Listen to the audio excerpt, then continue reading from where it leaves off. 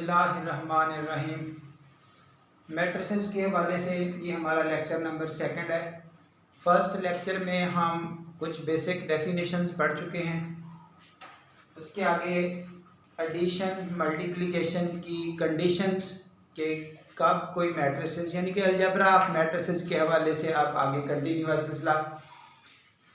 दो मैट्रिसेस की एडिशन कैसे हो सकती है, कब हो सकती है, कौन सी कंडीशन है। सिर्फ और सिर्फ एक ही वे है जब उन दो मैट्रिसेस का आर्डर सेम हो। सेम आर्डर वाली मैट्रिसेस ऐड हो सकती हैं। अगर आर्डर सेम नहीं है तो वो एडेबल या सब्ट्रैक्टेबल नहीं है। आर्डर सेम का मीनिंग ये नहीं है कि स्क्वायर मैट्रिक्स हो, जैसे एक मैट्रिक्स है ऑफ आर्डर 2/3 तो दूसरी भी 2/3 की हो फिर ऐड हो सकती है। ये है सेम आर्डर का मतलब। ये ज़्यादा इनके इशू नहीं है क्योंकि बेसिक्स 9th 10th और first year second year FSc में बच्चे काफ़ी हद तक डील कर चुके हैं, इसलिए बस इतना ही सफिशेंट है। तो आगे मेन है multiplication. Two matrices are said to be conformable for multiplication A B. ये देखिए मल्टीप्लिकेशन जो ए बी होती है वो not equal to B A in general. ये आम तौर पर ऐसे नहीं होता, बराबर नहीं होते, इसलिए ये डायरेक्ट ऐसे नहीं कह दिया कि प्रोडक्ट ए, जस्ट प्रोडक्ट बताया गया कि कौन से वाला प्रोडक्ट ए बी। पहले ए लिखी जाएगी फिर बी। ए और बी का प्रोडक्ट तब हो सकेगा अगर नंबर ऑफ कॉलम्स इन ए, यानी कि जो फर्स्ट नंबर पे मैट्रिक्स है प्रोडक्ट में उसमें कॉलम्स की तादाद, आगे ये फर्स्ट मैट्रिक्स लिख दिया, equal to number of rows in B.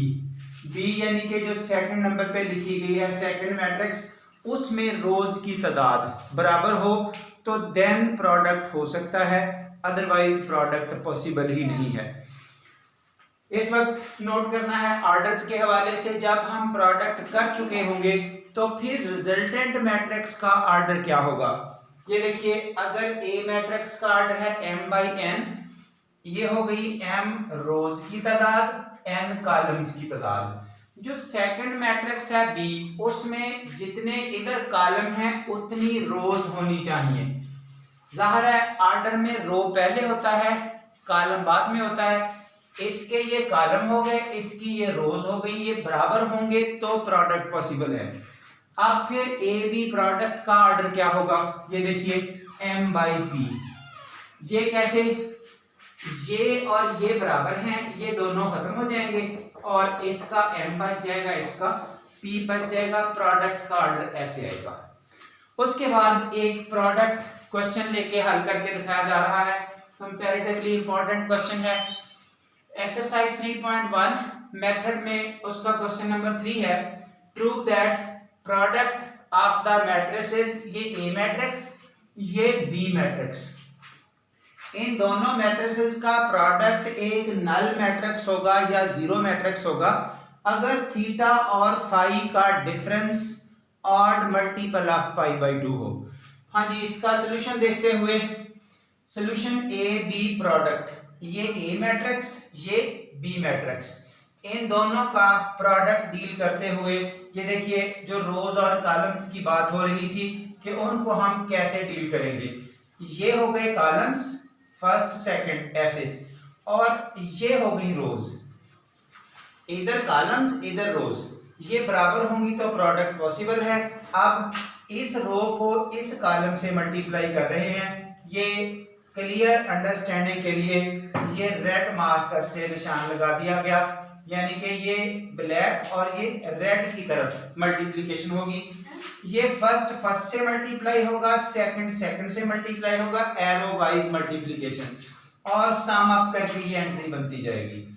इसी तरतीब से फिर इस रो को इस कॉलम से मल्टीप्लाई करेंगे, नेक्स्ट एंट्री आ गई।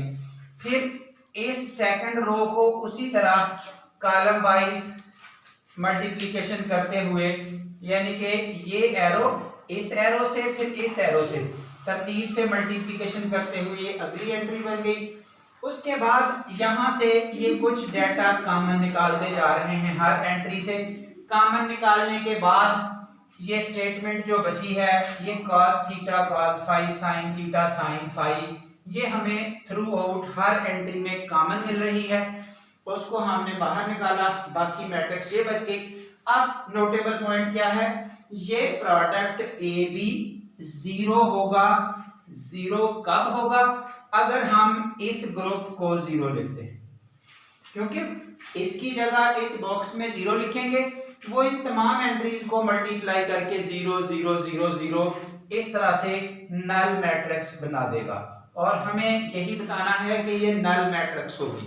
कब होगी, अगर ये बॉक्स वाला हिस्सा जीरो हो जाए। बॉक्स वाला हिस्सा जीरो हो जाए तो ये देखिए, उसके बाद ये इकट्ठा group cos of theta minus phi बनेगा।